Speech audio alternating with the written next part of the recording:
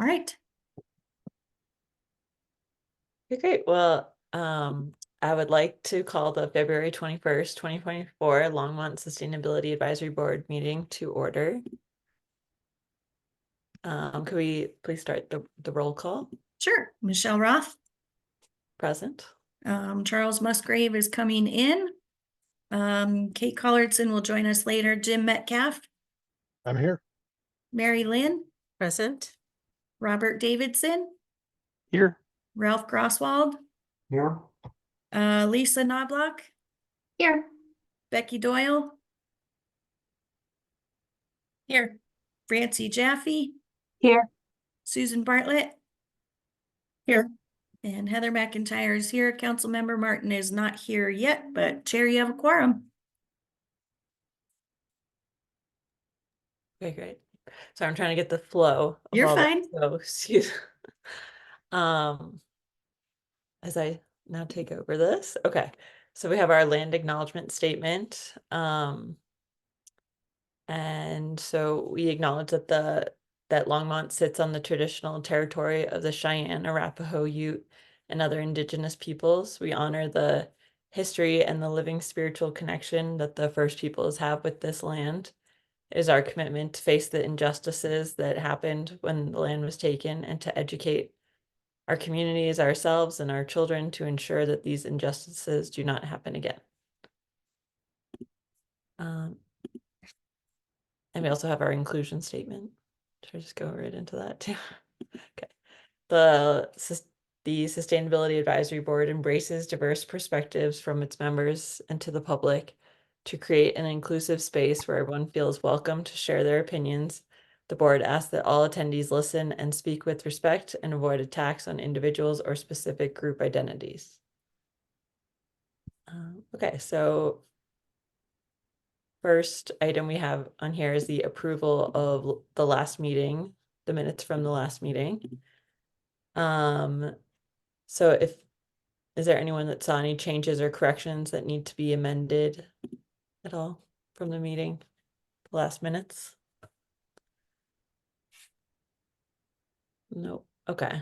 So would someone like to motion to I'll approve move to this? approve the minutes from last meeting.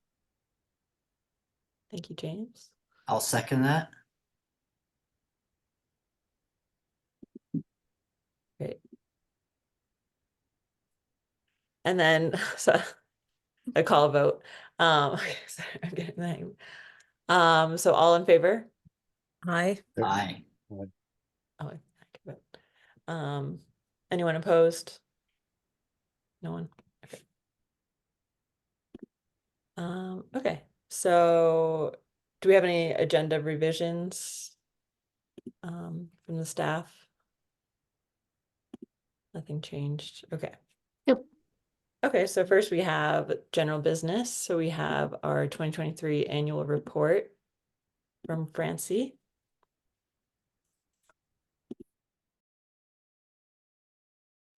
Great, thank you. Francie Jaffe, Sustainability Coordinator. I will be walking through the annual report. See, Councilmember Martin has her hand raised, so I'll pause. I think I just forgot to make her a co-host.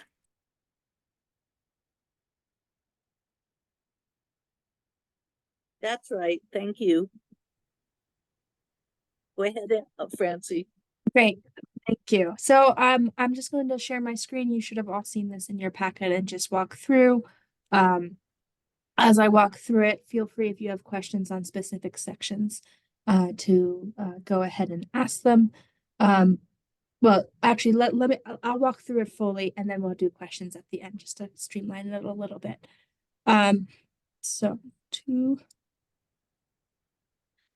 Great. So for those who have seen our annual report in the past, you may have noticed that we have a little bit of a different front page, and the report has changed a little bit.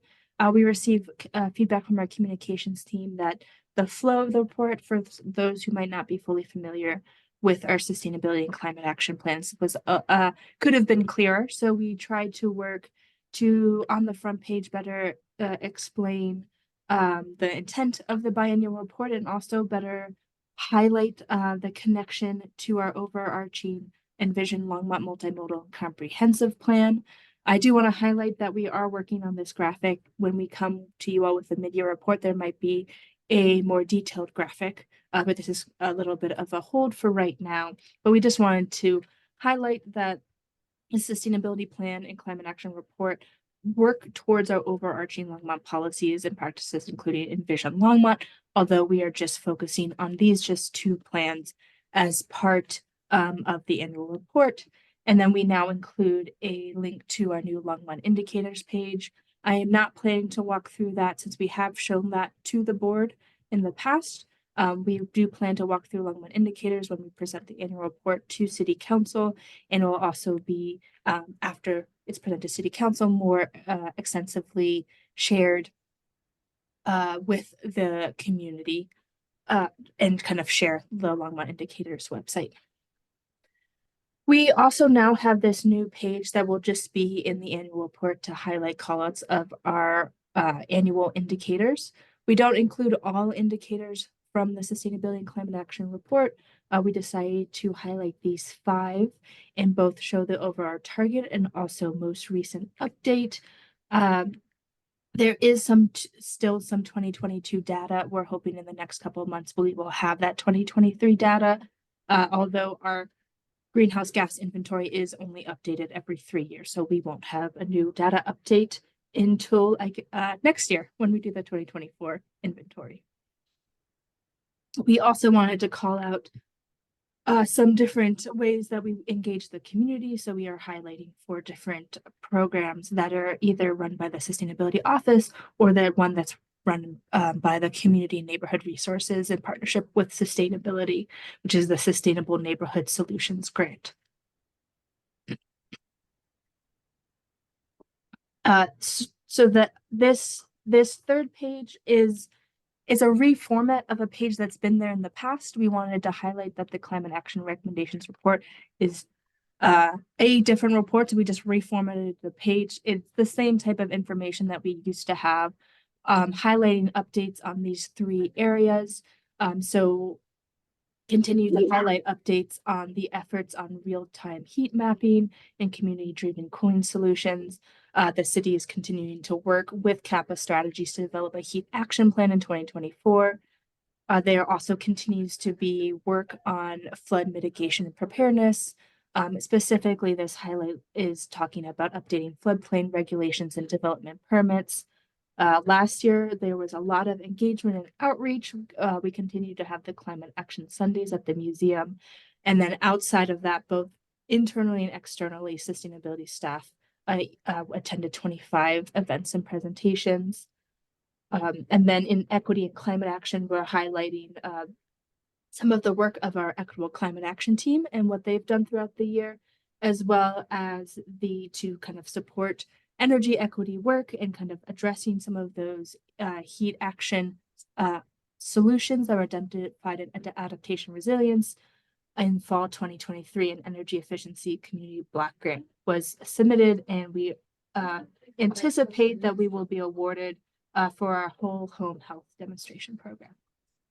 So we also still have this call out throughout our report. Climate action intersects a lot with sustainability. So throughout the report, any of the climate action recommendations that kind of integrate with a topic area from sustainability is called out with one of these actions.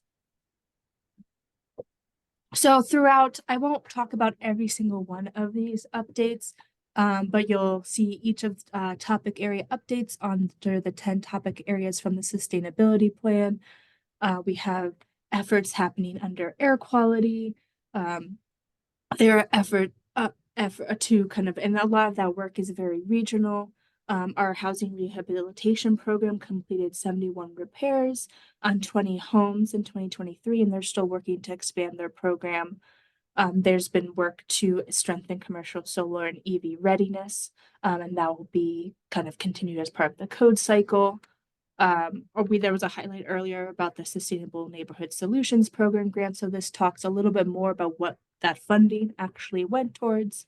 And then our Sustainable Business Program has begun recognizing businesses every 2 years. So there were 57 certified businesses 2023, and the next certification cycle will not be this year, but the following year. And then under energy, we also have started adding call outs to now we have more plans on Longmont indicators. So we have a call out to the beneficial electrification plan where you can learn more about that specific action. And then we included specific efforts in under energy, highlighting the cooktop lending program, also efforts internally around a smart grid roadmap and photovoltaic study. In food systems, there are no end of year program updates. I do want to highlight that it's specifically related to the actions from the sustainability plan. There are still efforts in progress to work towards food systems, but they might have fallen more under Envision Longmont and not as much under the sustainability plan, which actions really speak more extensively, kind of a lot of like county level work and different efforts. So just wanted to highlight, just because it says no year-end program update here doesn't mean that there isn't work happening in food systems.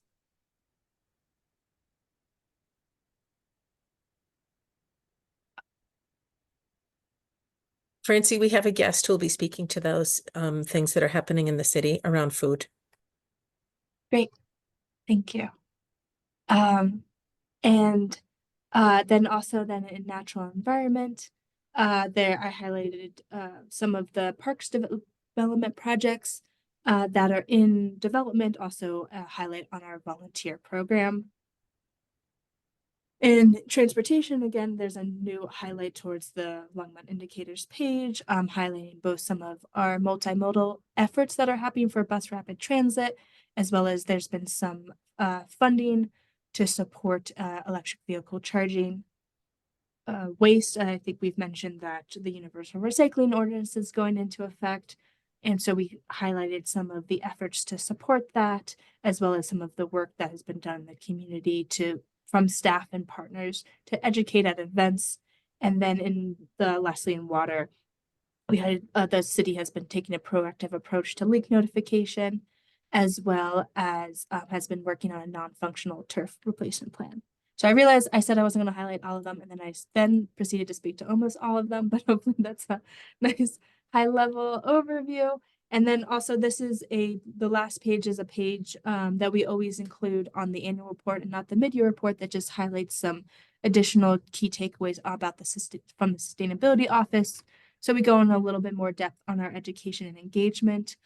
We also we've been applying to the CDP for 3 years. This is our 3rd year.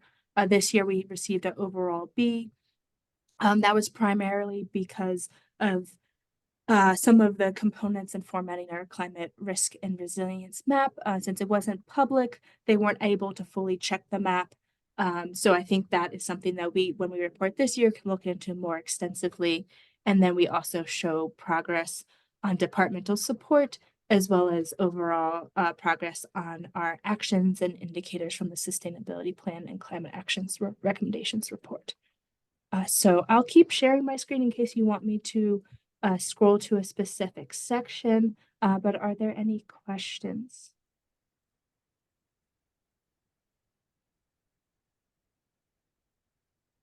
Okay, I think I saw Robert, Ralph, then Mary. And please correct me if you all raised your hands in a different order than that.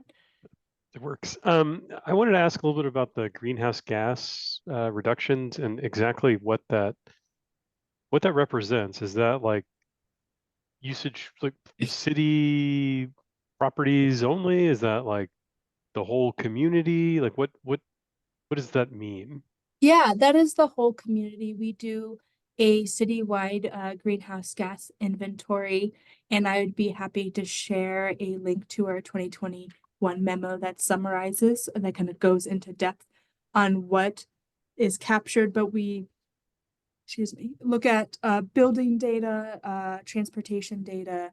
Those are the primary 2 sources of greenhouse gas emissions in the city, and we work with a consultant to create a overall estimation of our total scope 1, scope 2, and then we also do a partial scope 3 emissions for the city. and to calculate our total greenhouse gas emissions, and then we do that every 3 years. Okay, and I assume one of the ways that we expect to make progress here is the changing utility mix, right? Like Yes. okay. Yeah, that is the biggest, the largest way that we expect to have impact. Actually, let me show you one of the nice things about Longmont indicators, which I realized this might not have been launched the last time I shared Longmont indicators with you all. Are you still seeing the PDF, or are you seeing the indicators website? PDF. Okay, PDF. let me reshare. So what's nice is that we have a scenario tool, so that you can actually see if I click on actions, you can actually see and compare the impact of different actions. So we have electrification and actually transitioning. This is 90%, but then there's the additional 10%. The reason it's split out in that way is that Platte River thought they might reach 90, but we have a goal of 100. So we split it out, but they both are included, that you could see transitioning to that 100% renewable electric energy supply will significantly reduce our emissions from our buildings. And then, so that will have the largest impact. And then if I go to here, you can kind of see that model. So you can even see that large drop in 2030 as well. So you can really dive into, if I wanted to click into stationary energy, this is our buildings, look at buildings emissions, and then you can see the breakdown from natural gas consumption to electricity consumption. So yes, after kind of that period, you start to see that the main from buildings is natural gas. And then you can, that bluish or greenish color is buildings, and the yellowish is transportation. So those are our two largest areas. Thank you, Francie. I appreciate that. That's really helpful. Great. I think I had said Ralph next, and then Mary, and then I see also Council Member Martin has her hand raised as well. Thanks, Francie. I'm, incredibly impressed as I see the depth of the programs that our city is working on.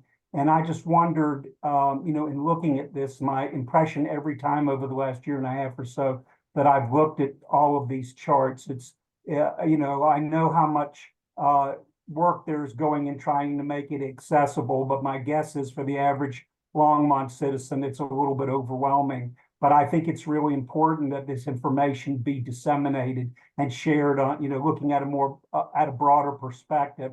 And I wondered what is done in terms of media outreach. I just, want people other than the environmental geeks like all of us who would go through and wade through this, that the average citizen gets a chance to see how committed, our community is and these incredible projects that we have going on. Just wondered if you could share how this is getting to the average man or woman on the street. And thank you. Yeah, happy to. And so our plan in March, and we timed it for March because we did want to present the Longmont Indicators platform to council before kind of a much broader community outreach, is that we're advertising this new platform through a variety of different methods, through the utility bill newsletter, through a highlight in City Talk, which is in the paper. I just sent over a script so our comms team is going to put a little video together that will be highlighted through social media. We are printing little plantable coasters, so at events we can pass these out, and it has a QR code and the link. So just trying to do I would say a variety of different ways of kind of getting the word out through our different methods. I'll also be presenting at the Neighborhood Group Leaders Association in March as another way to share that resource, as well as we'll be highlighting in our March sustainability newsletter. And I plan to send a flyer and a blurb to a lot of different networks that we have through the city. So yeah, we're I'm hoping that you all will see it through different methods in March and April. And if you don't, let me know, and and we can definitely start to push it in different ways. But that is kind of our hope. And I think we'll also, as we go through this, we'll hear from folks from the community, hopefully. Hey everyone, today I will share a secret method on how to lose weight as quickly as what was confusing and what wasn't confusing, because I think there's still different opportunities that we can better spread the message. Thank you. And is there a system in place for monitoring how the outreach is going so that we can continue to improve, making sure our community is aware of everything that's going on? Yeah, so we do have, it's not Google Analytics, but it's like a website like that where I can track how many people are visiting the website, how long they stay on a page, or people just joining and then they leave. So maybe our front page is confusing. So that's something I hope kind of to check throughout the month of March and April to see did we have an increase in people visiting the website? Did we not? So hopefully that will be a good tell to see if our outreach was effective. Thank you very much. Thank you. Thank Mary, and then Councilmember Martin, and then Jim. Hi, thanks, Francie. So could you remind me what the timeline is again? Is this ready to go to council, or are you looking for our feedback so that there can be additions and amendments prior going to council? Yeah, it is close to ready to go to council. There is still opportunities for improvements. I would say if it's like a large, like this entire graphic needs to be changed, we usually don't have the capacity for that as we're planning to go to council on March 5th. But if you saw like, oh, can you add, like, this text wasn't clear, like more text edits, we do have that ability to add those to the plan. And we're also looking for the board's general, if there's anything you'd like us to kind of present to council along with this annual report, we are happy to include that too. Okay, and another question is, who are the folks in the city who are responsible for that that food kind of food? I don't remember the name of the section that doesn't have anything included in it. Would that be your department? Would it be the sustainability director's purview? Who would be working on that? Yeah, I see Lisa showed her, I don't know the equivalent to unmuted for video, but I'll let Lisa jump in and answer that. Yeah, sure. Thanks, Mary. And just real quick, again, for some context for folks, because I know we have some newer folks too. So part of the intention of bringing this to report to you all is that you all are the body that helps provide feedback to City Council in terms of how well we're doing in meeting our sustainability goals. So a lot of the content in the report itself is capturing that. So what are the progress towards meeting our metrics? What are the highlights to really show council and the community that we are doing what we said we would do in the sustainability plan and climate action recommendations report? So the task for you all are more than welcome to give us feedback more generally speaking, but also is really to say, to get essentially your feedback on, are we doing a good job or not, and then we share those comments with City Council when we go to present the report as well. So you all are the body that was really entrusted with kind of that responsibility of letting council know that. So just for some broader context, as far as the food systems piece goes, the strategies that are in the sustainability plan are led by, or the leads associated with those are both sustainability and natural resources. So there's some food access, there's a focus on carbon sequestration. Yeah, thanks, Francie. And then some supporting like how to get local food to areas of populations in need. And then the garden to cafeteria opportunities. These strategies came out of the planning process when we did the sustainability plan in 2016, and also recognized that Envision Longmont also has some strategies specifically around food access and food production and preservation of agricultural land in the county as a whole. So part of the cool function of Longmont indicators is that you can also go on and see all of the food systems related actions that are housed like across those plans as well. But I will say there hasn't been a lot of work happening in this area, largely because it hasn't been as much of a focus or a priority from city council. And there's been some things, as Francie mentioned, that are kind of more oriented to what the county is doing in ways that we kind of support or engage with the county on that. And the primary thing that's really been happening on that front is the studies that they've been doing over the last few years in terms of carbon sequestration and application to natural lands and things like that. Okay, so I want to point out that the USDA has dramatically changed course, and they're now asking for local communities and counties to take charge of local food sovereignty. They've acknowledged that the centralization approach has failed, and they have massive amounts of money available now, that cities and counties are encouraged to apply for, to put together coalitions with local organizations and so forth. I know Ben is here to present some information on that, some hard information, as a part of the public invited to be heard, but I still don't have a sense of who in the city would be involved with initiating those projects or receiving those projects as suggested from the public and working on, the grants and such. Yeah, that's a good question. I think, Mary, part of the difficulty of this is because bits and pieces of that food systems work are housed in different areas within the city. So there's components that are related to planning as it pertains to, land use and things like that. There are components related to sustainability where it comes into place in terms of things like carbon sequestration and regenerative agriculture, those sorts of things. And then there's a huge crossover with natural resources as well. And so depending on what the details of that would look like and the priorities and direction from city council, which is where that would need to come from, we would determine who within the organization would be pulled in to work on an effort like that. So it's really, there's not one kind of entity that's responsible in and of itself, I would say, for food systems, because it's a pretty broad topic. Okay, so there's a movement afoot to perhaps create a local food sovereignty and agriculture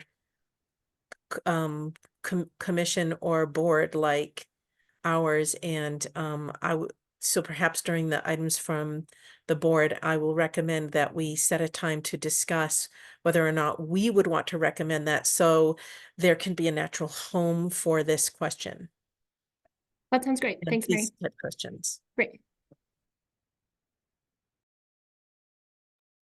Great, thank you. And thank you, Lisa, for helping on that topic.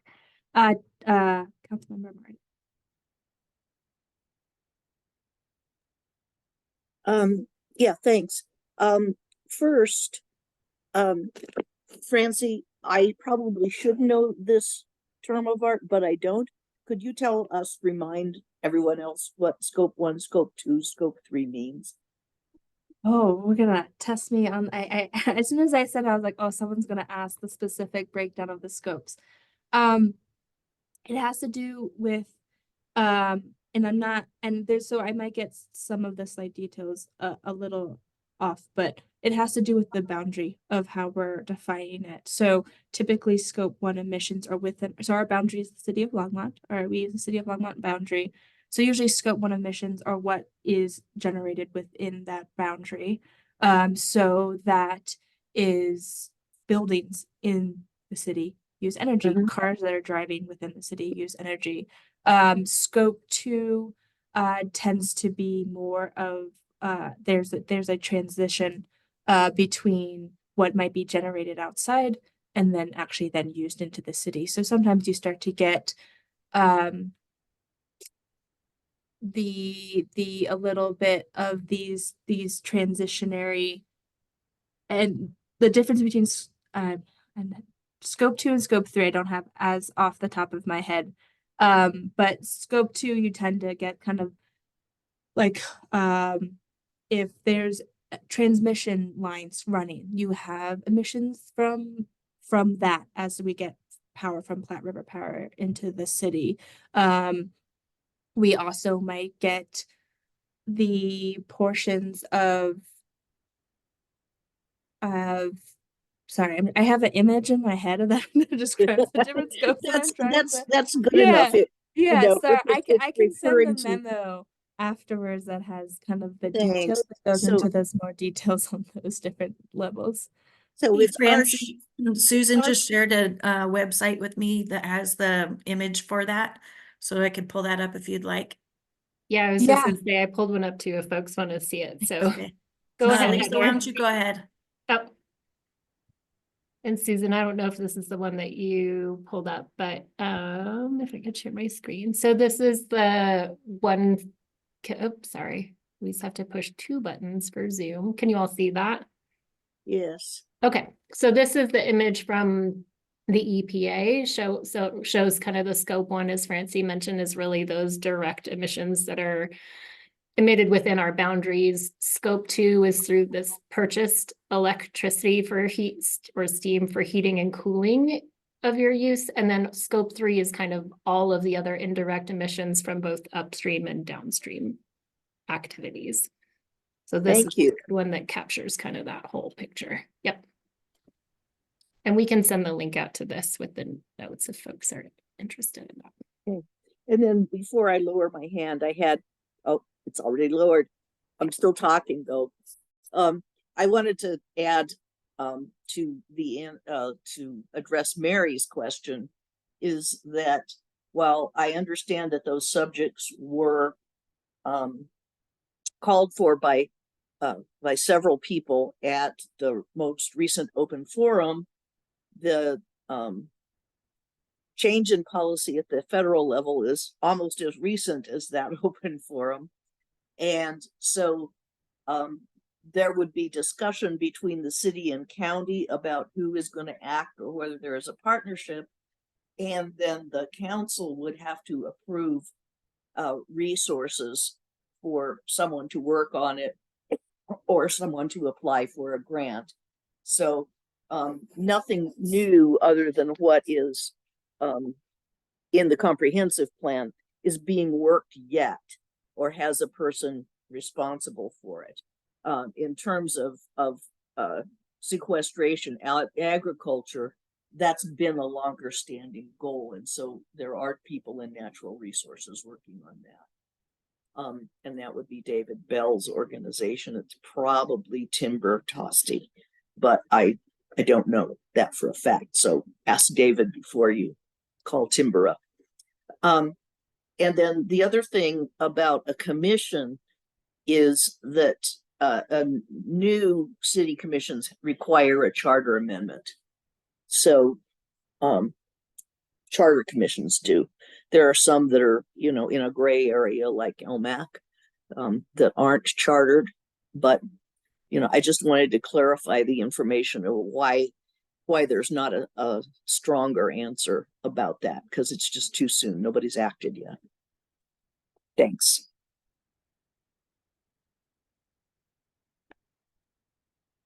Thank you, Jim. Yeah, thanks. I have a real quick thing, and it might just me being nitpicky, but I was looking at the indicators website with the greenhouse gas emissions, and the units on the axis are capital M, capital T, which I read as megatons or million tons, and I think it's supposed to stand for metric tons. And I would just think that should probably be clarified. Usually when I see capital M, I think mega, and but if that was right and that was how many tons of CO2 we were emitting, we would be blowing planet away. So I just think it might be good just to have a unit explainer. Yes, no, yeah, I appreciate that. I'll see if that's something I can do on my end. Otherwise, our consultant that we work with is pretty responsive. Yeah, we work with a consultant based in Finland, so sometimes there's some also different practices versus Oh, they- Europe versus the They US. should So they should be better at the metric than we are, man. so thanks for catching that, Jim. I'll look into that. Did I see a hand? Then it went away. Or I might be imagining things. Any other questions or comments?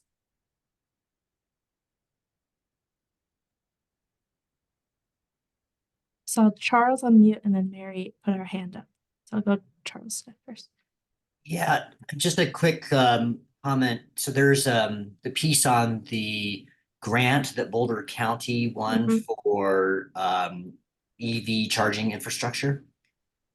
And it was a little bit, maybe it's part of what's in the grant itself, but it was a little bit vague in terms of for example, city staff is going to help identify charging locations within Longmont.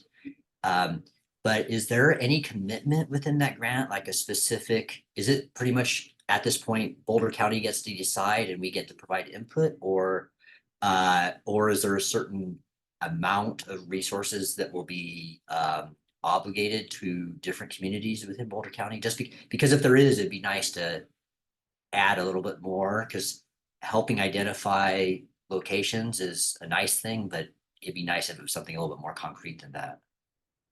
Yeah, that's a great question, Charles. So I've been, that effort came out of the regional EV plan that I've talked to this group about, that I've been actively involved with for the last year and a half or so.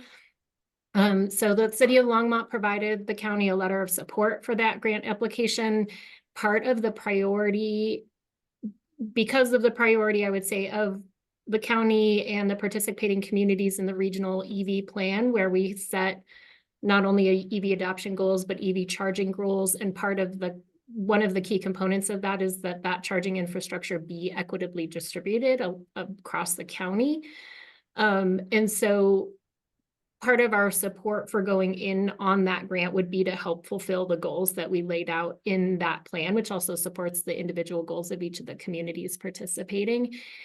And so that equitable distribution piece has been a key priority for us and for the county, but also the federal government through their Justice 40 requirements. I think that's part of why we got that grant, was because we were explicit, the county, as they wrote the grant, which we did provide some input into, was able to really specify and show with different mapping tools that there are several areas within Boulder County, including a handful in Longmont, that meet the federal definition of disproportionately impacted communities, which falls under that Justice 40 requirement, which essentially says 40% of the benefits have to go to disproportionately impacted communities. And so the primary way in which we will be involved in that is working with the county to identify sites within Longmont that particularly fall within those disproportionately impacted community areas, which also aligns pretty well with our other climate risk mapping and the other tools that we've already identified. So the county, I mean, they're the recipients of the grant, but we will be very involved in the process. They are going to be, the reason it's kind of vague at the moment was because we couldn't do all of that work before getting the grant done itself, but they're going to be hiring a consultant to essentially come in and help do all of the really in-depth analysis across the county to help really identify what those locations are. And it's a $4.9 million grant, so it's pretty substantive. So that does, again, going back to the equitably distributed piece of it, Longmont's not the only one that stands to benefit from that. But, there is a pretty big, I would say, a lot of the chargers that exist in the county already are in the city of Boulder. And so not to say that the city of Boulder isn't also going to benefit from this grant, but we're really going to be looking across the county. So we'll be really involved in that decision-making process. Some of that also has grid implications. So we'll be working with, LPC and folks to make sure that we have the right grid infrastructure to support that EV charging going into those areas as well.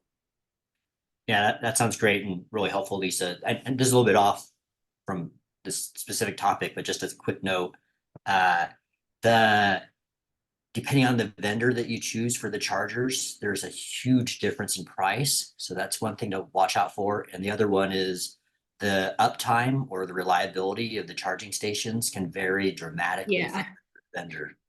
Yeah, so they'll also be putting out an RFP for the vendor. That's been a huge topic of conversation for that group is both of those things, is cost, is reliability, and the uptime piece. There, I know there's actually, I haven't seen it go anywhere yet, but there's conversations at the federal level around requirements for uptime because it's been pretty abysmal for a lot of things, and we know that that's not going to help us in meeting our goals. So, Right. Sounds Yep. great.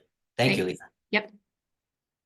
Before I hand it over to Mary, I just saw just wanted on the chat conversation, which as Heather mentioned, if raise hands instead of using the chat, but Councilmember Martin was correct that the capital M, capital T, CO2e is the correct way of writing metric tons.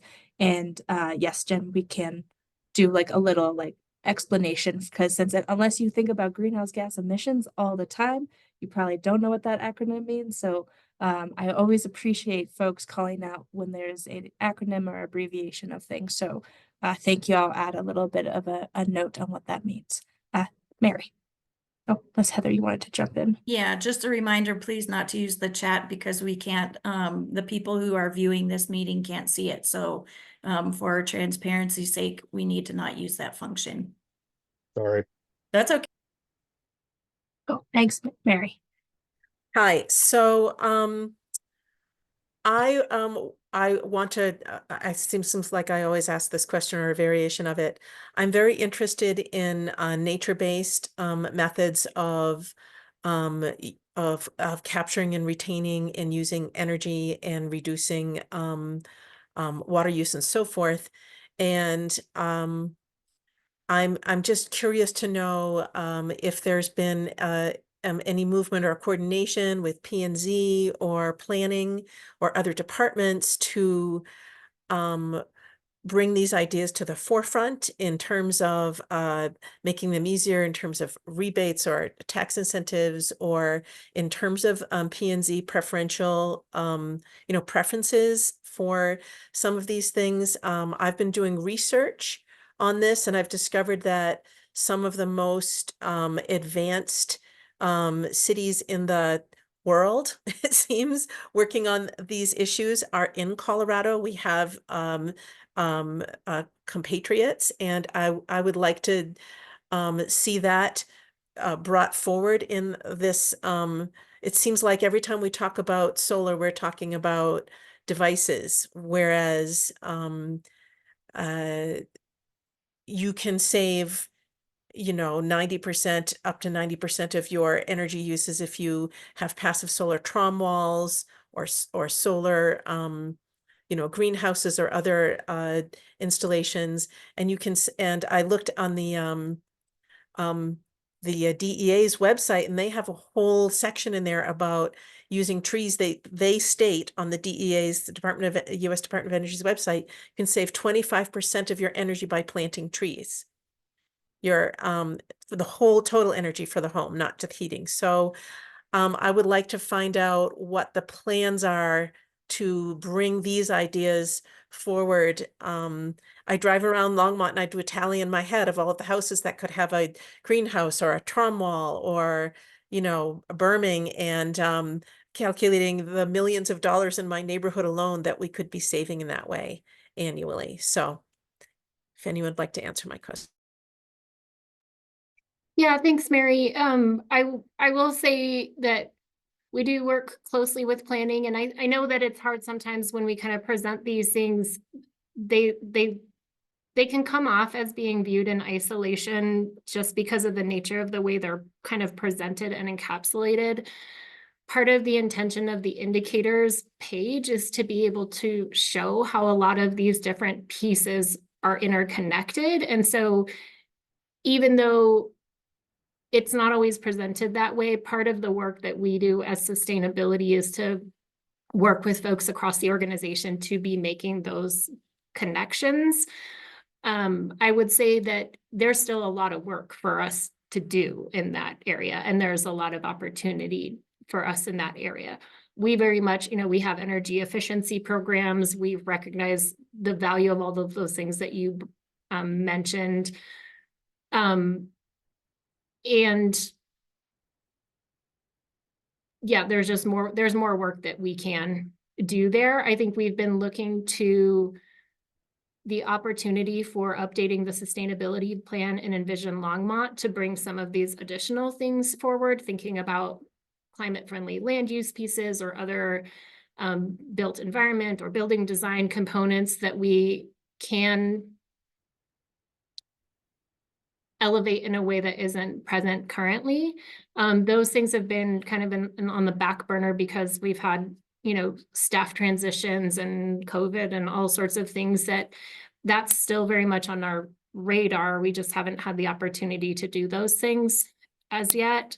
And so again, kind of going back to Councilmember Martin's point earlier, without additional direction and resources from council on some of those things, we don't have a lot of the staff capacity, and we need that really explicit direction from council to move those things forward. I also want to say, and I don't want to speak out of turn, so I'd say look to Councilmember Martin or Becky Doyle to jump in, but like Planning and Zoning Commission has a pretty specific mandate in terms of following what code requirements we already have in place. And so I think my understanding anyway would be that those things would need to be in code first. So they're part of the code section of land use policy, and there's quite a few examples from Colorado cities that we could emulate that would get us further down the road. My question is, should we as a committee be putting those together and making a recommendation? How can we facilitate moving this conversation? Yeah, first of all, I saw Becky come off, so I might hand it to you, Becky, if you wanted to say anything real quick.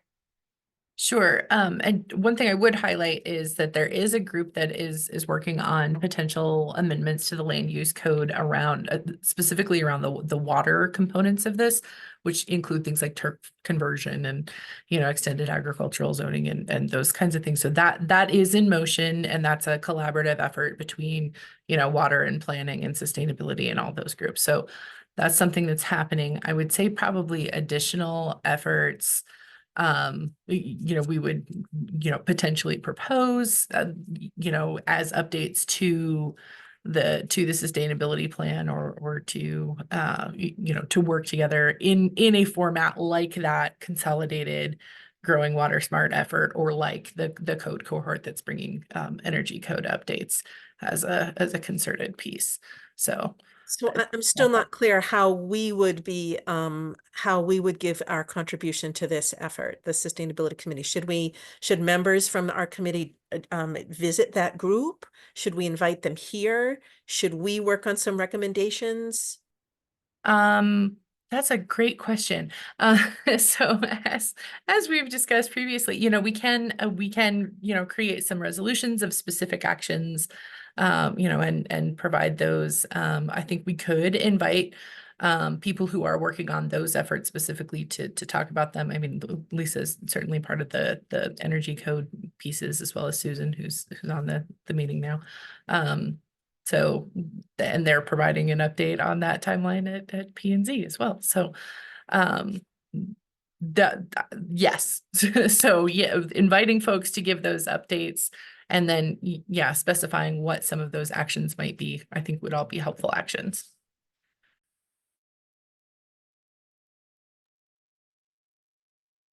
Yeah, go ahead, Councilmember Martin.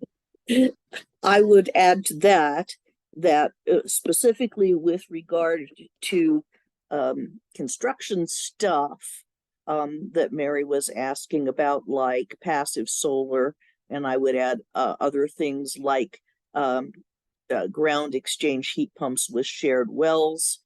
Right. A lot of, yeah, and waste heat usage. A lot of those things, though, the innovators are in the private sector. And so we get, and this happens, that if a builder wants to do something that is not yet sanctioned by code and happens to be against code, they'll request it. That's happened in the past. And I know the people that are interested in the sugar mill area are like that and have made mention to me with some technologies that we're using. I haven't noticed that they have any objections yet with something being prohibited by code, so they're probably good. But that's the route most of that would take. And the code innovations of that sort would come typically from the planning department rather than from planning and zoning, the commission. You know, you can certainly ask whether they're looking for any building, or from the engineering organization. Okay, so, well, later in items from board, I'm going to recommend that we have a subgroup that works on this and looks at the other cities and puts together some recommendations and brings them to P&Z and the planning department then to see.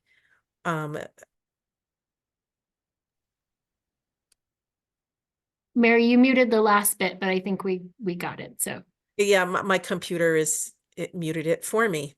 oh. Okay. Michelle. I just had a quick question on the economic vitality section about the sustainable businesses.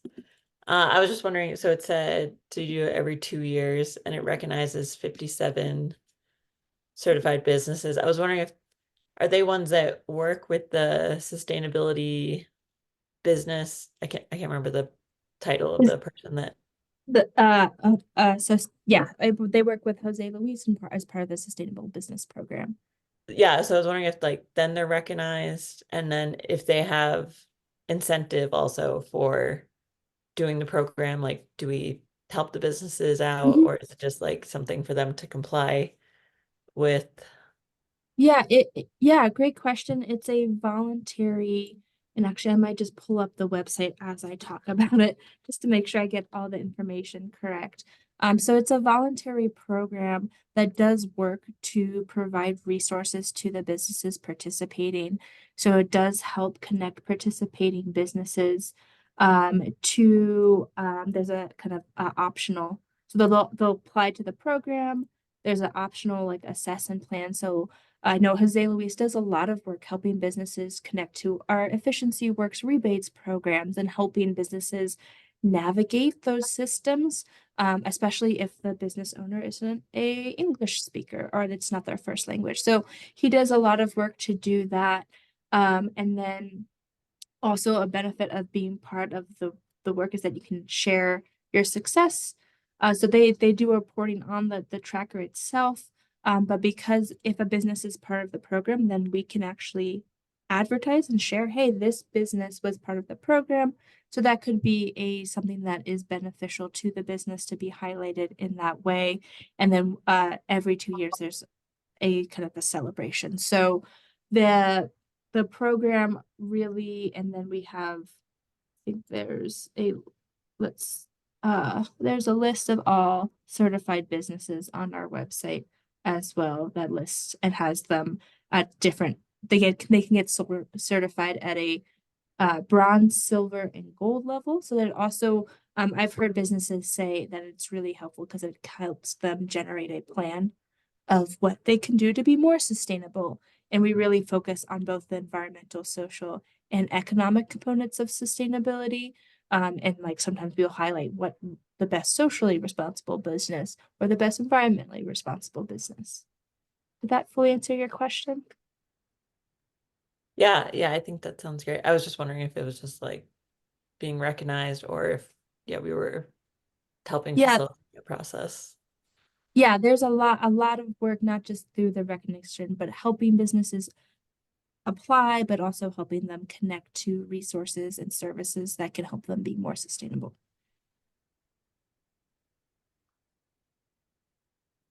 Jim. Yeah, I just a quick thing. It was actually really interesting to see I think it was the 3 different scopes of how the like greenhouse gas emissions are calculated. Because I think, one of the difficult things with a lot of like, we talk about things that are within city limits, But of course, there are so many things that we are involved with that are in the county and not the city. And it seems like it's really important for us to kind of keep in mind also that offloading greenhouse gas emissions doesn't actually help any of the situations. So I was just really glad to see that. I've always kind of been curious about how, how things that the city does, but we've decided not to have within the city itself affect our overall greenhouse gas budget, or production numbers. I think that's just a really important thing for us to keep in mind. I was just glad to see that. Yeah, and I'm glad you brought that up because I meant to mention we don't. So scope 3, kind of those indirect emissions, unlike a lot of consumption-based emissions that aren't always typically included in a traditional greenhouse gas inventory. The Boulder County actually recently, and we can share this link because it's only recently became available, did both a typical greenhouse gas inventory as well as a consumption greenhouse gas inventory to look at the impact of a lot, like eating food. If the food is if it's totally grown, packaged, it's somewhere else, and then even though it's eaten by folks in Longmont, it's usually not covered, but that might typically be covered by a consumption-based inventory. And those are sometimes some of those scope 3 emissions that aren't included in a traditional inventory. So it was really interesting to see Boulder County, and they did a county-wide, and you can break it down to Longmont. So along with the greenhouse gas inventory memo that explains our process in a little bit more depth, we can share that link to the Boulder County that kind of explains a little bit of how they dove into some of those scope 3 consumption-based emissions that we don't usually calculate. Yeah, that's great. And I mean, I think like a classic example, especially as housing prices have skyrocketed out here, is communities that require people to commute into them for basic functions don't always have to count the greenhouse gas emissions that are caused by all of that as part of their inventory. It's kind of like a gated community feel to making yourself feel better about your emissions without actually changing things to reduce them globally, which is the whole point.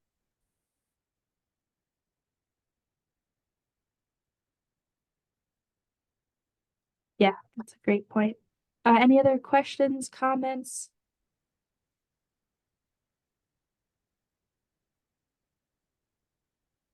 Mary?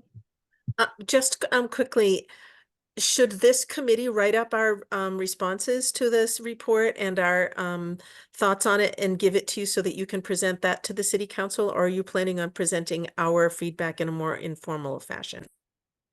More informal, so we'll just include kind of high level summary of the comments we heard today in the council communication that goes to city council for our presentation that we will be doing on March 5th.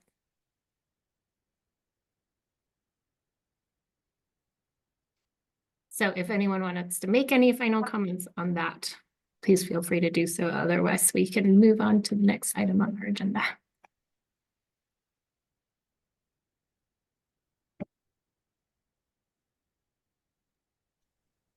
Okay, looks like we're all set. So thanks, Francie. That was great, really informative. Okay, so next we have our public invited to be heard. As a way to remind everyone, the Longmont Municipal Code section 2.96020 describes the powers and duties of the Sustainability Advisory Board as follows. The powers of the board shall be advisory only. The duties of the board shall be as follow: to identify topics related to environmental quality and sustainability, such as air and water quality, pollution prevention, solid waste disposal and recycling, energy efficiency, renewable energy, and green building, and to advise the city council on plans, policies, and actions related to those topics. The city council may request the board to consider environmental topics not specified on this list in the section and advise the council on such topics. To advise the city council on the environmental and sustainability aspects of city plans, policies, and directives and related goals and strategies.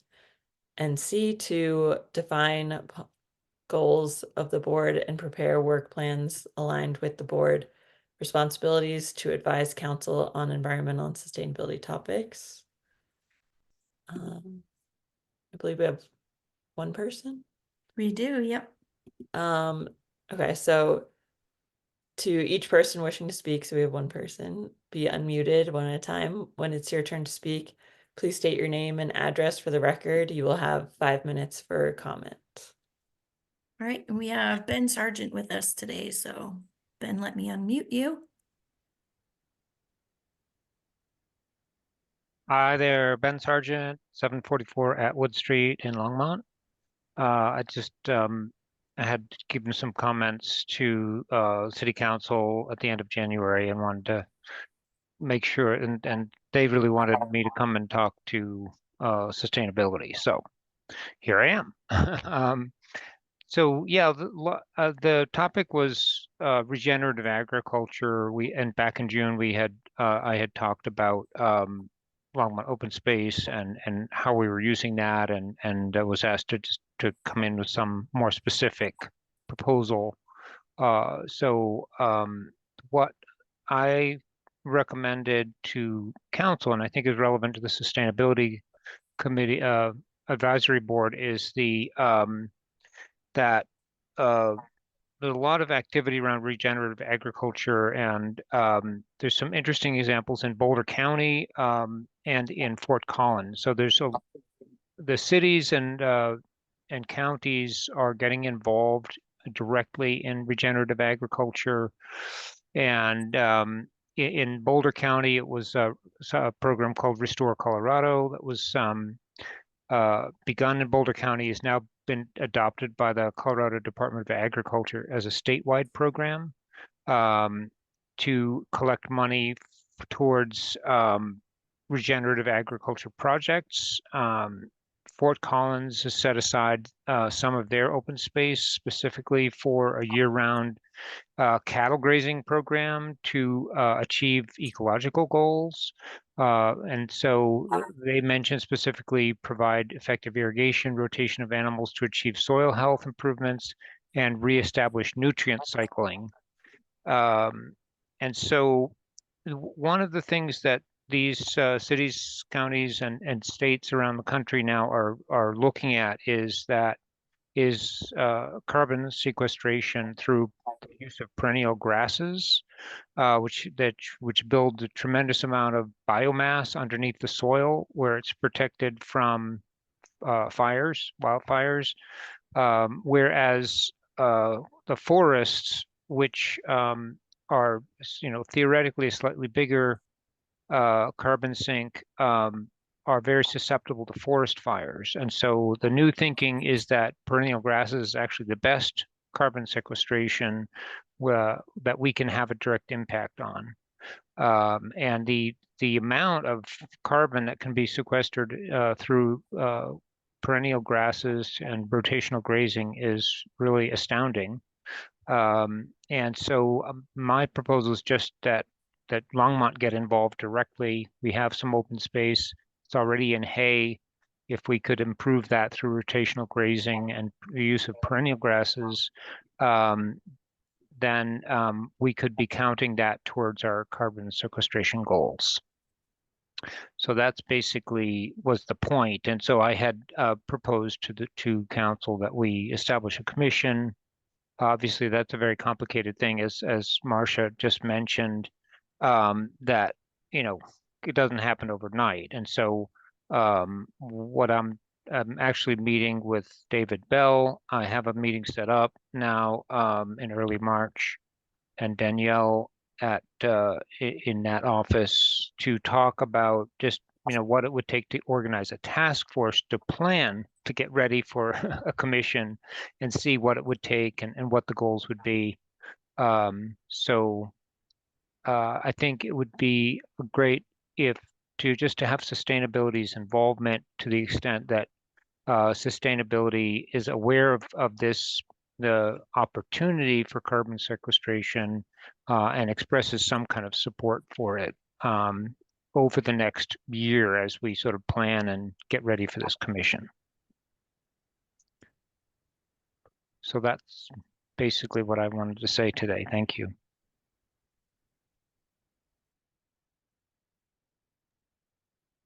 Okay, thank you, Ben. Okay, so that's the only public invited to be heard I see here. Okay,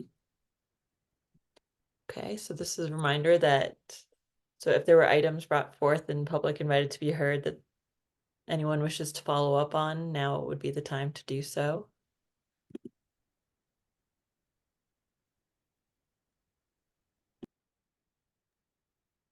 Yes, Mary? So,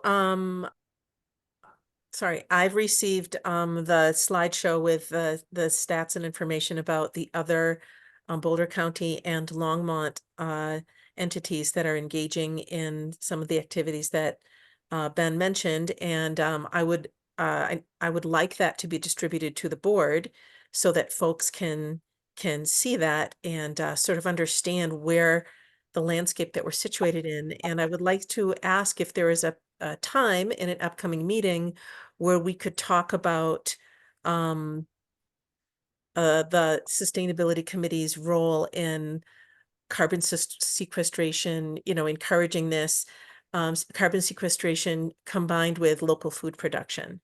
I'd like to know if there's a place in the board where we could talk about this, maybe at the next meeting or an upcoming meeting. I'm gonna leave that to either Heather or Lisa to answer. Yeah, so just procedurally, Mary, essentially, I would have you request a motion and the board would vote on bringing that forward at a future meeting. Okay. So I would like to request that the board have a discussion at an upcoming meeting about the city of Longmont's role in encouraging it and focusing on local agriculture for food sovereignty and carbon sequestration. So I'm asking that we schedule a discussion on the board and talk about what we might see as our responsibility in this regard. Is that a motion? All in favor? Sorry, Yeah, second first. Yep, sorry, I'll before, second that if it's needed. sorry, before we vote, Jim has a question, so I want to be able to answer questions or have discussion before the vote happens. Or whatever you wanted to say, Jim, sorry, I don't want to assume what you want to say.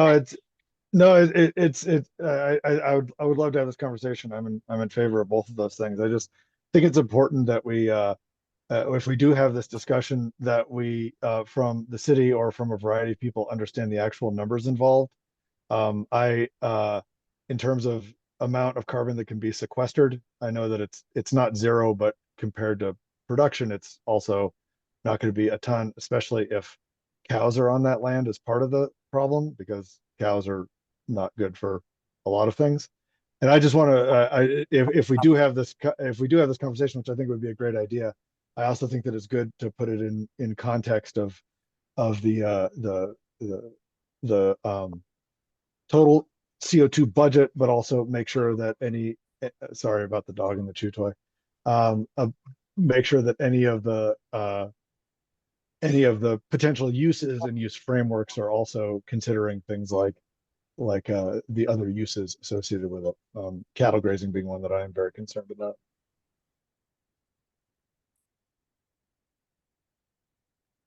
Okay. I'm And I guess I say that. Sorry, I say that only as a preemptive, that if we do have this discussion, it'd be great if maybe we could have a few questions that the city or other people could help prepare us for with proper data. I'd love to have stats generated in terms of what the potentials are for carbon. It's what's coming out in the regenerative agriculture movement is it's a lot different than people think because of the carbon storage of the roots of the perennial grasses, which are equivalent to a tree that stays green year round underground. So I'd love to have the stats come forward from wherever they can for that conversation. Can I also request that somebody who can explain carbon sequestration like I'm a 5-year-old is present? Yeah, if you all want choose to vote to bring this conversation forward, I will work to bring some different folks. I haven't had a chance to look at the slides that Ben sent, but the county has been doing some carbon sequestration. That's a hard word for me to say right now for some reason. Sequestration studies over the last handful of years that we have been watching anyway. We did actually offer up some land for that research, and they had already had their own property identified. So we are definitely interested in participating in that and somehow. So yeah, I will take all of this comments if you all choose to move forward with it and make sure we have some good knowledgeable folks that can bring the best information forward.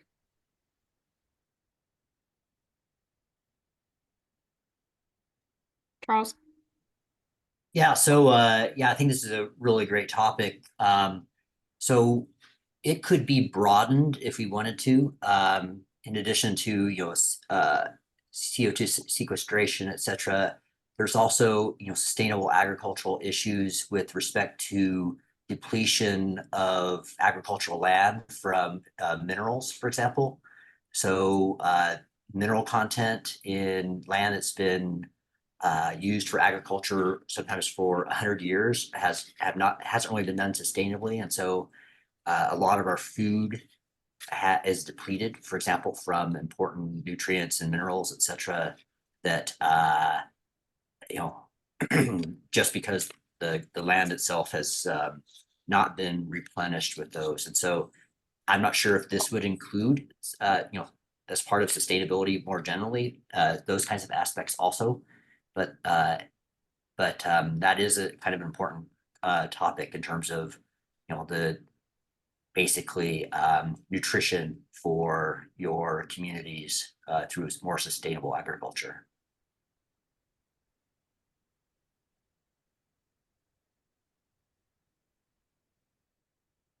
Sorry, Mary. You're right, Charles. That is an important issue, and I could even possibly bring in a local regenerative rancher who can talk about the mineral replenishment that he uses on his grasslands, which he rotationally grazes.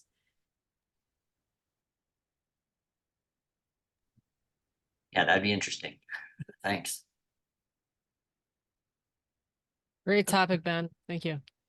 So should we start over? So we have a motion and a second, so we just need to take the vote. okay, so we have Mary made the motion and Ralph has seconded it. So all those in favor? So I don't think we have any opposed. Okay. Great, thank you all. So I will work to find some time on an upcoming agenda. Mary, if you want to send some resources to me, Ben, thank you. I have your contact information and the slides that you sent as well. And I also will touch base with David Bell and the folks in natural resources to make sure we're coordinating with them. Great. And then, yeah, I do want to just also circle back again to what Councilmember Martin said, that after this conversation, it would be a decision that you all would make if you wanted to take a recommendation to City Council to then consider. Sorry, Mary, did you want to say anything else? I'll send you contact information for the rancher I mentioned and other folks who I think can answer some of these questions, and you can see how you feel about looping them into any presentations or conversation. Great, thank you. Okay, great. Next, we had an update from the Westminster Environmental Advisory Board. Oh, so sorry, real quick, Michelle, before we go to items from board, I'm going to pass it to Becky real quick for items from staff. Hi, everybody. Just a quick update on the composting resolution that you all passed.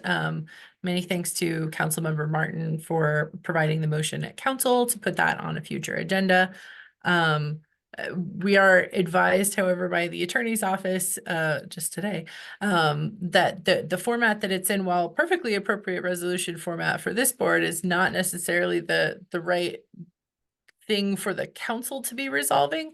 So our recommendation at this point is that we put this on a future agenda to make sure that we can clarify our ask to city council. So I will leave that to you. Lawyers. I know.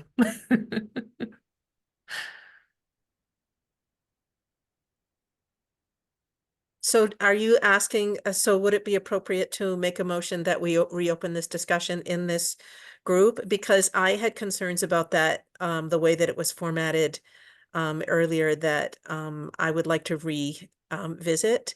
So I'm going to make the motion that we add the composting, the universal composting resolution. It's not, is it? How have we described it? The I think this is composting resolution on a future, future agenda, and that we revisit the discussion in light of council. And just to clarify, I think the resolution has passed, so we wouldn't be revisiting sort of the content of the resolution so much as how we want to present that to city council and what that ask is. Okay, so I ask that we reopen the discussion of how that resolution would be presented to city council and what the actual ask is. Thank you. Second. So all those in favor? Aye. I did have a question though, but Well, we can do questions first. sorry. I was just wondering, so would that conversation include the lawyer with talking to us to see how we would need to change it in order figure to that bring it out. to the city council? Yeah, sorry. I just want to Breaking like news. We were just have like, us talk about it and go back and it's still not right. Yeah, we'll make sure that we have kind of all the advice that we need to bring that forward. So thanks, Michelle. Yes. Okay, so sorry, can we just vote one more time? Because I just had that question. So all those in favor? Aye. Okay, and we have no one opposed. Okay. Thanks, all. Anything else from staff? That'll do it. Okay, so now we have the update from the Westminster Environmental Advisory Board from Ralph and Charles. Shall I start? I think everyone is probably aware that a member of the Environmental Advisory Board for the community of Westminster has contacted various boards throughout the Front Range with an initiative to connect with other Front Range communities and municipalities on environmental and sustainability issues, and that they are planning on hosting an event to share what each group is working on and to identify topics basically for collective focus. They have targeted March 20th, which also is the day of our next board. And we've asked the person who's been coordinating this, Maria Rotunda, about whether that meeting would be virtual or in person. She mentioned that it may be hybrid, and we're waiting for her to get back to us about that, because our meeting would be, the same day. Their meeting, this initiative meeting, is scheduled for 6:30, but still would be difficult to drive down after our meeting and be there. So we're just waiting to hear about that. And what we had talked about in our board was, determining of all the initiatives that we're working on, what our priorities are that we might like to present, because the idea of the March 20th meeting is for each community to do a 5 to 10 minute presentation about what our priorities are. And so I'm hoping that we can, identify, which priorities make sense for collective action and identify the topics for collective focus. And and action. You know, we look at certain things that are very local, maybe like waste diversion in our community or heat mapping or things that are very specific to our location. So the idea is to think about things that might be done on a collaborative basis across communities on the Front Range. And at our in-person meeting last month, Jim had suggested that he might be able to work some on that. And I'm deferring to the great experts that we have on our board to give us direction, but happy with Charles's help, or however we decide to do this, that one or both of us will do a presentation. Charles is very eloquent. I'd be very happy to defer to him to do it. But what we're looking for now is some direction on what are the initiatives we might want to bring to the forefront that might make sense for a collaboration with other Front Range communities.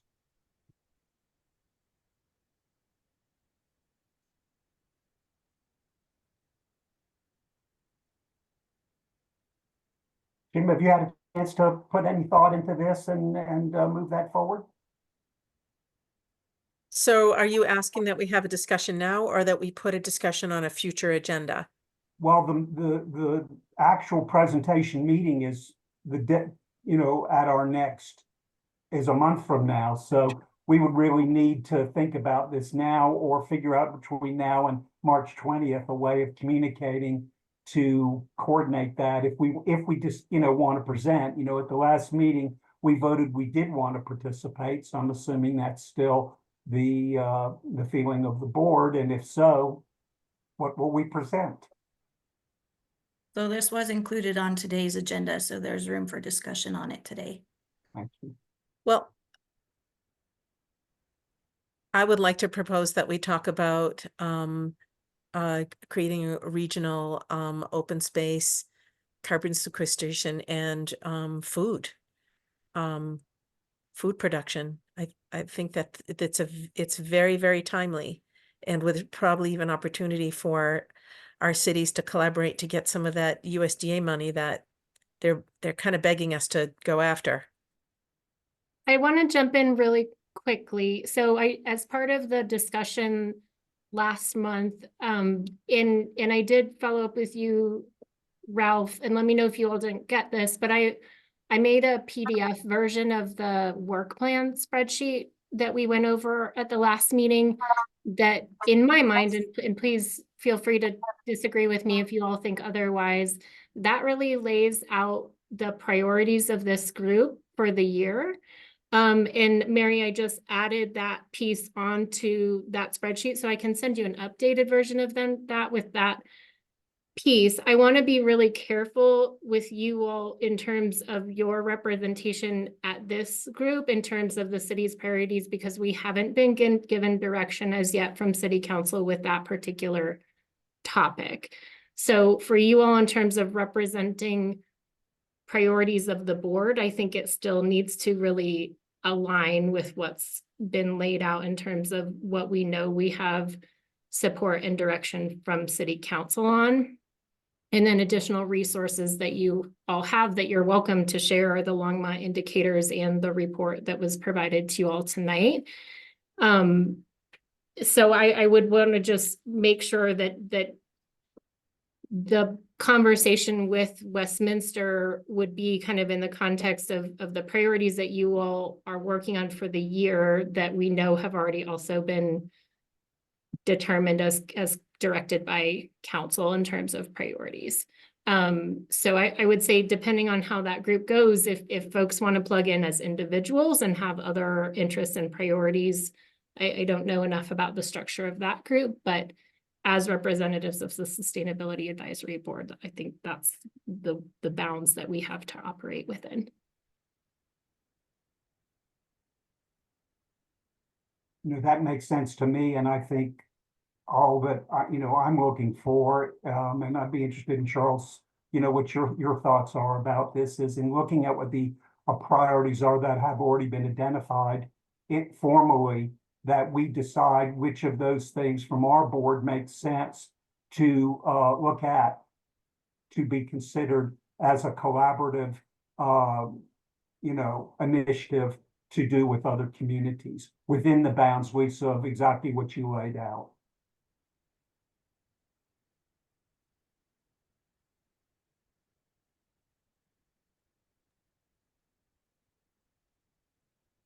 Jim, you have your hand up.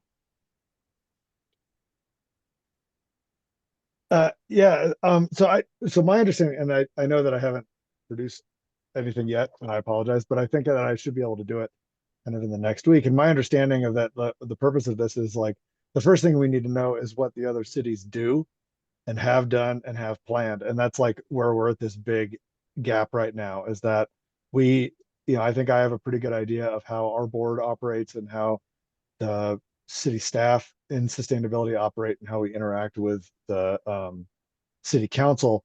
But it seems like the first step in forming a larger coalition would actually be to understand what other cities and communities are doing.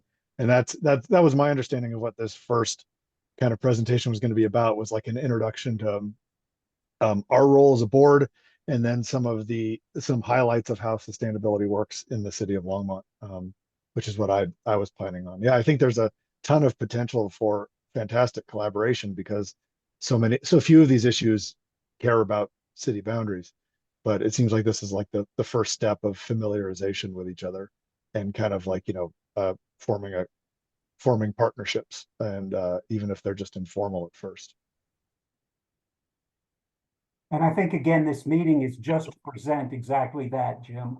It's just to present. Each community will present, what their priorities are and the areas they're interested in collaborating on. And, I don't assume, I'd be interested in Charles's opinion about this, that we're going to make any representation about what we're going to do with that. We'll present the things that are important to our community. We'll listen to what other communities are doing and are interested in collaborating on. And then I would assume we would bring it back to the board to discuss that with everybody and see what actions we want to take and how we want to participate.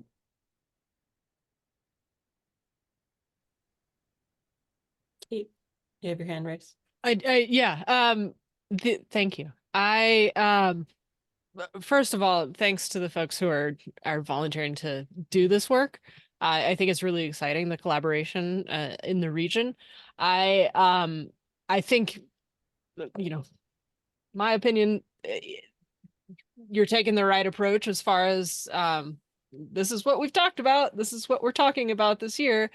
But a really exciting potential area for collaboration, in my opinion, is this compost resolution. The resolution, or the fact that A1 stopped taking compost from it affected not just Longmont.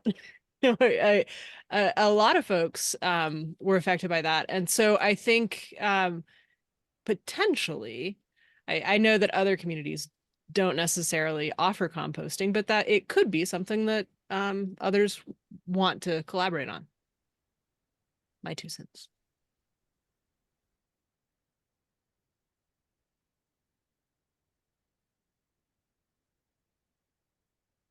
How would we proceed with this?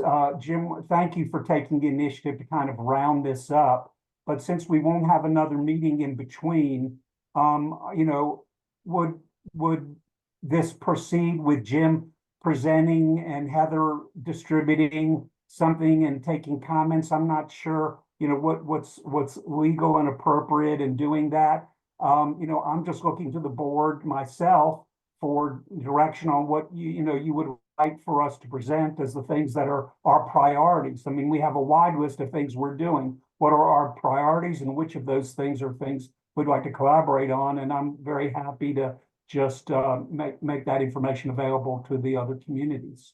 But I'm not sure how the mechanics would work. So, whoever can help figure that out, we have until March 20th to have something ready to share with other communities.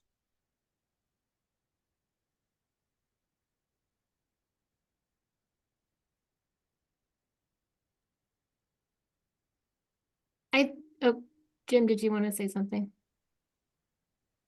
You're going to be a lot more informed than me. So if you don't say it, I will follow up. No, it was more of a question, but my thought, and again, if I'm misunderstanding kind of the requests from the Westminster board, would be for you all to just take that spreadsheet and say, these are our priorities for the year. It's not, it's not a ton.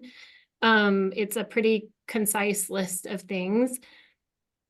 And I would think that if that's kind of what the rest of the communities are doing is sharing what their priorities are, then a conversation for that group would be to kind of go through that identification process of what are some more regional issues that there can be some collaboration around, rather than you all needing to predetermine that.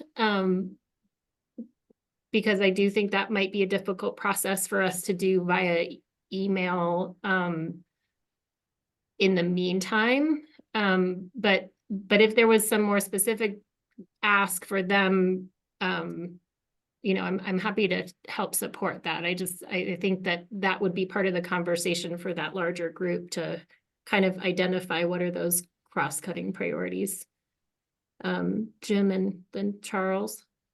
Yeah, I don't see this as being anything new or that needs to be decided upon. What I envisioned was introducing how the board operates, how Longmont sustainability operates in general, and then the fact that we have our guidelines for priorities in terms of the sustainability plan, which is this longer term thing, and then in these yearly targets that we go over that Lisa that we develop with Lisa at the beginning of every year. So I didn't envision this kind of initial get together and trying to create some sort of a network as being anything where I would be speaking for anybody, like saying, oh, what we really want to do is like have a train that goes from Jim's house to you know, like that it's really just going to be presenting the actual kind of framework that we work in, because I think that's going to differ greatly. And so I would have no problem just something, it's going to be just a few slides with a few the PDF that Lisa sent and a few other things maybe, and sharing that. I could either share it with one of you directly without us having to go through Heather, or I could just go through Heather. I don't think it's going to be anything that I don't envision saying anything that would be controversial or wouldn't have been like well established just in our framework.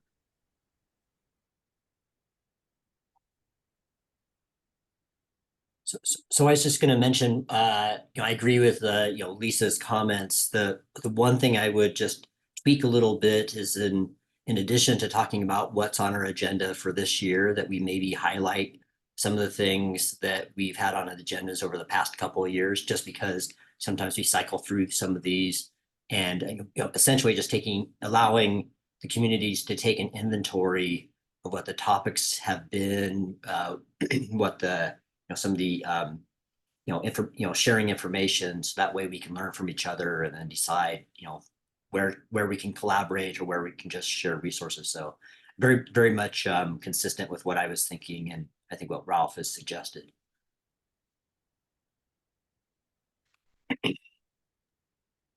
Do we want to post, I don't have this in front of me. Lisa, are you able to post up that document so we can just look at it and see if anybody has any comments? Because otherwise what this will boil down to will be Jim will go through and put it together and we'll present that, and there won't be any other input, which is, I don't have a problem with, but it's just a question of how the board feels about, how much we want to be involved in this process. Yeah, I can pull that up real quick, but Kate, did you have a question or comment? Yeah, I'm I trust Jim and all three of you to get our priorities in there based on what we've got in that spreadsheet. But I also want to urge y'all to take a minute to brag about our Longmont indicators. Right. Because that's pretty darn Yeah, I know. I think that's a huge part of it. Yeah. The volume of just brag information about available. all of the things that the sustainability department does here. That's the thing. We'd probably have to dominate the entire meeting to share all the things that we're doing in Longmont. So that's why I was thinking, what are the things in 5 to 10 minutes that we want to make sure people know about what we're doing in Longmont? And for that, I need to defer to you guys who've been at this longer than me anyway.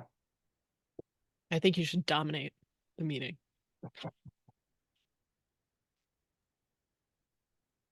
Here's the spreadsheet again, really quickly, just so you all can see it. So we have kind of general business stuff at the top. And then these pieces, some of which are still placeholders. So things like rates and codes are pretty localized. Although like the code cohort recommendations are something that other communities are participating. So I put in this kind of regenerative ag, but just with the caveat that we don't have explicit direction from that yet. We have the composting conversation that we already have slated for March, a focus on transportation and mobility, water efficiency, and Vision Zero are really kind of the other things that are on here. So it's not a huge list of things that we have kind of slated for this year. And then, yes, indicators, and by all means, talk it out.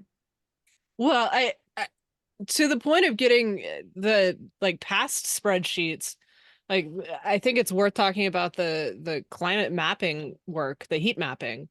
That was a really cool project that you could brag about, among others.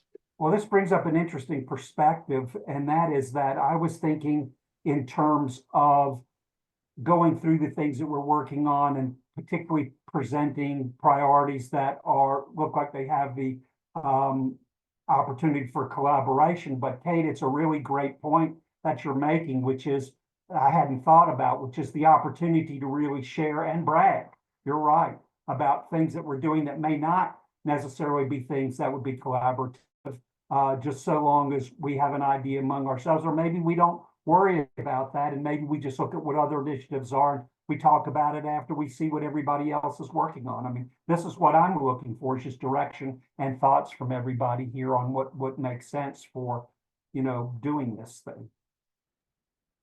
Yeah, I guess my position is that before we have any idea of what kind of potential collaboration we could recommend the city council try to engage in, we really need to have an understanding of what the other cities, what capacities they have, what they're doing, like what do their boards do? How active are they? What are their sustainability plans? What are their sustainability staff look like? I mean, obviously their staff won't be as good as ours, but cause I think I at least have no idea, and I think that if we wanted to get to a point where we would recommend that city council do anything, I think that's it seems like it's kind of like a fact-finding mission. I did just want to mention that, we can do whatever we want to do. This is not a huge deal, and it's getting late, so I don't want to waste too much time. But that what was specifically asked in the correspondence was that they were interested in connecting with other Front Range communities and then identifying at this meeting, topics for collaborative focus and action. Now, we don't have to do that, but I'm just wanted to make sure that everyone on the board understood that, and that was my thinking was, okay, we'll present what our priorities are, and we'll think about what are the things we might like to collaborate on, because this is what's requested. But again, happy to simply explain what we're doing here, what other people are doing, and bring it back to the board and see what are things we might want to collaborate on. That's fine. That's okay with me too. And my guess is that you'll have some ideas of potential avenues of collaboration once you hear what everybody else is doing. So, I mean, I think that you and Charles would probably be in a really good position once you hear what other communities are doing to kind of think of some potential avenues that we then as a board could come back and try to convince the, referendums or whatever, not referendums, I forget what they're called, but things to encourage the council to do.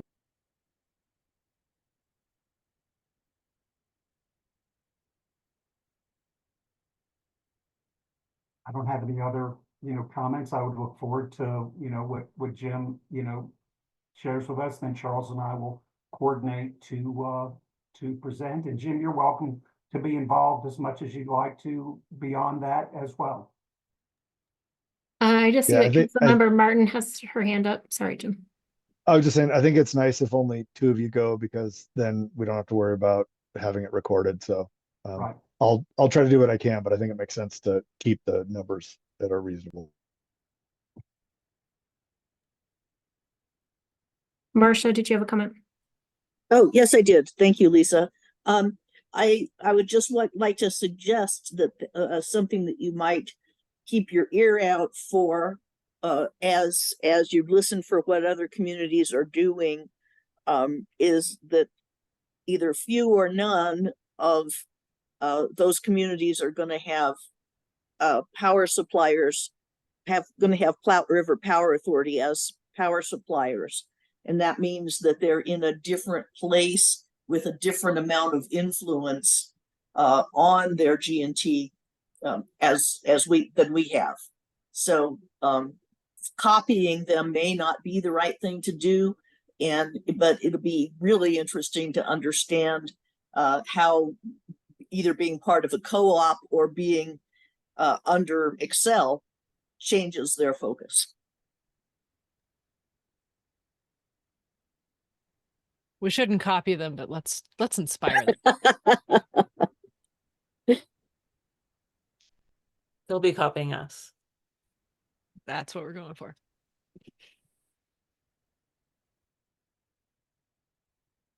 Okay. So I think we're all in a good place there. Do we have any items from council? But don't we still have items from board? Aren't we still on items from board? Because I have one quick item. Yes, this is a good place to bring anything else up from the board. So I would like to ask the board if we would like to have a future conversation about the other item that I brought up during the look at the annual report, which is how we can help with the process of what I would call greening the building codes. I'll just summarize it that simply.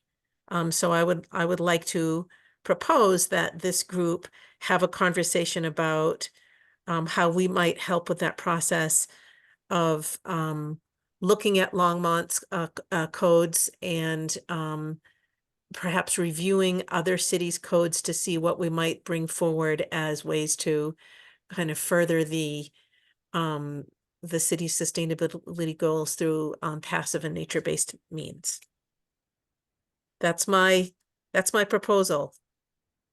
I will note that we do have, I have slated, it's kind of penciled in because we don't have a final date as yet, because the building services folks are still waiting for the 2024 code books to come out. We will be coming to you with building code recommendations from the code cohort, which did have some non-energy related code items included in it as well. They didn't get to the extent that you are, Mary, but that conversation is already set to happen. And I think that would be a place where you all could bring forward other code related, greening the code related ideas that you wanted to either ask questions or potentially recommend that the council also consider. And when is that going to happen? I have it penciled in for July or August. I'm just waiting for our building services folks to, they're waiting for the code books haven't come out yet, or a couple of them I think they're still waiting on, and then they need to go through their process of reviewing what all the code books have, and then they will set a timeline for the remainder of the year for doing that engagement with stakeholders and with city council. So probably late summer, early fall. Okay, so do you think that would be sufficient, Lisa? Because it seems to me that if we're going to engage a process of reviewing other cities' codes to see, that was something that would happen before, that we should be proactively engaging in prior to that conversation happening in a half hour or hour slot in this committee. Yeah, I would dedicate the whole meeting to that conversation. First of all, I won't put anything else on the agenda for that because I imagine it's a pretty substantive conversation in and of itself.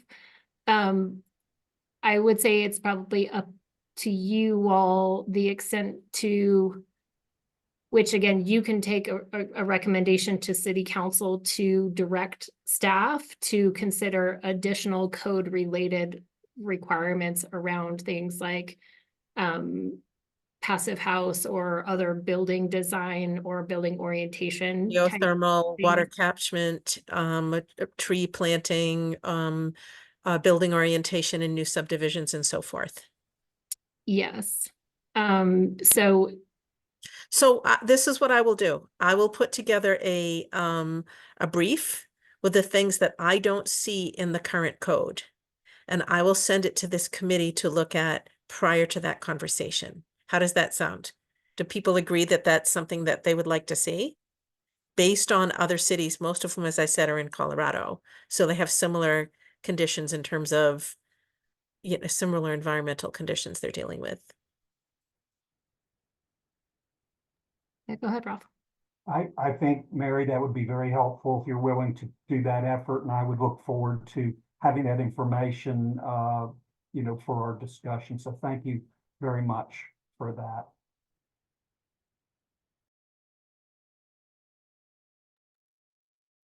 Should I have made that as a proposal? I propose that I'll do a summary and send it to this committee for us to review well in advance of that discussion, which will probably happen in July. Would anyone like to second, and we'd like to vote on that? So we Ask can if vote. we needed to make a motion. If we need a motion, I'll second. I think I would just leave off the timeline because based on when the building the code core cohort is able to bring that, I think it should align with that. So can we vote? Do you need a second? If you do, I'm happy to second that. I think Kate already seconded Yeah, it. Kate seconded. So all those in favor? Aye. Great, And- thanks all. Mary, you can just shoot that to me on whatever, and I'll keep you all posted when I have more of Okay. a firm Thank you. timeline.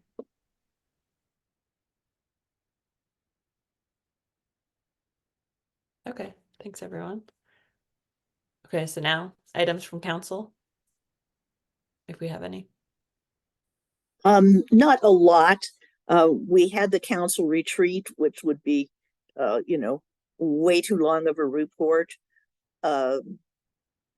We discussed a timeline we discussed what's being worked as far as distributed energy resources by LPC, but it doesn't really give us a lot to work from. So I think we're going to it would be more appropriate to discuss that after PRPA's presentation to us in April. The other thing that I would like to suggest with regard to code updates is that we have two documents, the findings of the Climate Emergency Task Force and the Beneficial Building Electrification Plan, that are getting pretty long in the tooth at this point, and they do make specific recommendations about things like building efficiency and also about electrification roadmap. And so the updating of those documents might be something to be taken on, or at least to be considered in conjunction with what's in the new code books. And other than that, I don't have anything. And that was just a suggestion.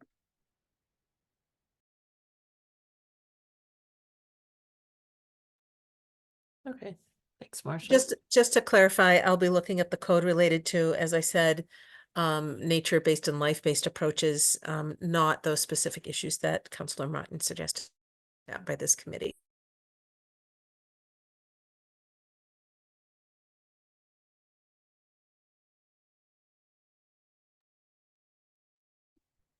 Okay, so that was items from council, and So now I think that wraps up our meeting. That's all we have on the agenda. We'll move to adjourn. I will second. All those in favor? Aye. Good job, Michelle. Okay. Thanks, everyone. Great job, Michelle.